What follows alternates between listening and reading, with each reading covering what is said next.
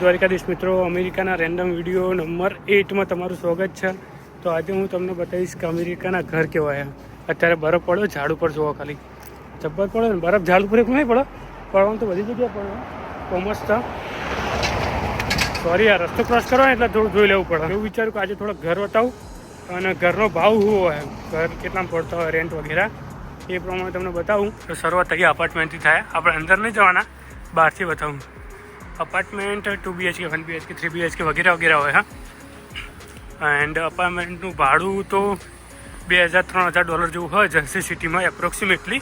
Minimum veg કહું, મે બી 2 BHKનું, પણ એ બી location ઉપર ડિપેન્ડ કરે કે કયા લોકેશન ઉપર. હા, પણ આમાં કેવું હોય, સ્ટુડન્ટ લોકો બધા સાથે રહેતા હોય હા, એટલે બધા શેરિંગમાં કરતા, એટલે એક પર્સન એપ્રોક્સિમેટલી $600 આજુબાજુ પડતું હોય. એન્ડ અહીંયા નવા અપાર્ટમેન્ટ બને જ છે બીજા. આ વસ્તુ જોવો ગાઈસ, આ એમની હાલત જોયું. ડૉક્ટર બાબા આંબેડકર એવન્યુ, અમેરિકામાં બાબા આંબેડકર એવન્યુ જોરદાર કહેવાય. લો, હાલ જ નજર પડી. મિત્રો બસ એ બાબા સાહેબ આંબેડકર એવન્યુ તમને બતાવ્યું. એન્ડ પછી આગળ બીજા ઘર બતાવ્યા હતા મારે તમને, પણ રસ્તો આવી ગયો, રોડ આવી ગયો. તો એવું કહેતું હતું કે અપાર્ટમેન્ટનું ભાડું હોય એપ્રોક્સિમેટલી $2,000 પ્લસ. $2,000 તો કદી નીચે હોય જ નહીં. 2 BHK હોય ને તો $2,000 કરતાં નીચે કદી તમને ના મળે. પણ જો તમે 4 જણ રહેતા હોય તો પર પર્સનના ભાગમાં 2,000 ગણીએ આપણે આશરે મિનિમમ, તો $500 પર પર્સનના ભાગમાં આવી શકે, ભાડું રેન્ટ આવી શકે એમ.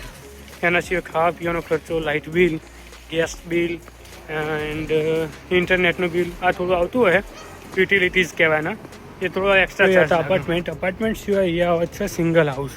સિંગલ હાઉસ એટલે જેમ કે અમે રહીએ ને એ સિંગલ હાઉસ કહેવાય. તો તમને સિંગલ હાઉસ બતાવું કે સિંગલ હાઉસ કેવું હોય, એનું ભાડું કેટલું હોય છે. સિંગલ હાઉસમાં રહેવા માટેની અલગ અલગ સિસ્ટમ હોય. અમારે સિંગલ હાઉસ 2 માળનું છે, તો 2 માળમાં કઈ રીતના લોકો રહેતા એ બી બતાવું છું. આ જે હોમમાં દેખાય ને, આ બધા અમેરિકાના અપાર્ટમેન્ટ છે. પણ આ બાજુ મેં ના જી આ single house, single home, single house કહી શકાય. આ બધા સિંગલ હાઉસ છે. સિંગલ હાઉસમાં કેવું હોય, એક ઉપર ઘર છે જે નેચ દેખાય ને રેગ્યુલર, એ રેગ્યુલર ઘર હોય. એક ઉપર ઘર હોય એક, અને એક બેઝમેન્ટ હોય. એન્ડ એમાં અલગ અલગ રીતે રહેવાનું ભાડું હોય છે.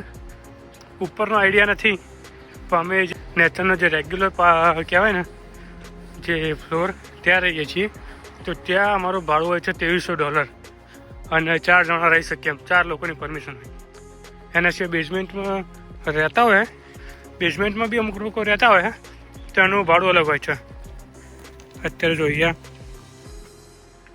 1 bedroom 1 bathroom રેન્ટ ઉપર છે. આ મોબાઈલ નંબર, તો આ ઘરે 1 bedroom 1 bathroom રેન્ટ ઉપર. જો કોઈ જોતું હોય તો નંબર હતો, કોલ કરજો જર્સી સિટીમાં. તો આ ટાઈપના ઘર હોય. હું મારા ઘરનો પ્રોપર વિડીયો બનાવીશ તમને, પછી હાઉસ ટૂર નહીં કરાવતો. આ તો ખાલી રેન્ડમ વિડીયો હતો. આ રેન્ડમ વિડીયો ખાલી મમ્મી માટે જ હોય મોસ્ટ ઓફ, કેમ કે મમ્મીને એવું કેવું ગમે તે કરે રોજ એક વિડીયો મૂકી દે. આપણે કટલું વાંકી દીધું, આપણે કટલું કહેવાય દેશી. તો રોજ એક વિડીયો મૂકી દે, એટલે હું રોજ એક વિડીયો અપલોડ કરતો રહું. એટલા માટે આ રેન્ડમ વ્લોગની સિરીઝ બનાવી છે. બાકીના જૂના રેન્ડમ વ્લોગ જેમાં આવી થોડી ઘણી ઇન્ફોર્મેશન હું શેર કરતો હોઉં. તો જોતા રહેજો કેવો લાગ્યો આજનો વિડીયો. મળીએ નેક્સ્ટ વિડીયોમાં. જય માતાજી, જય દ્વારકાધીશ.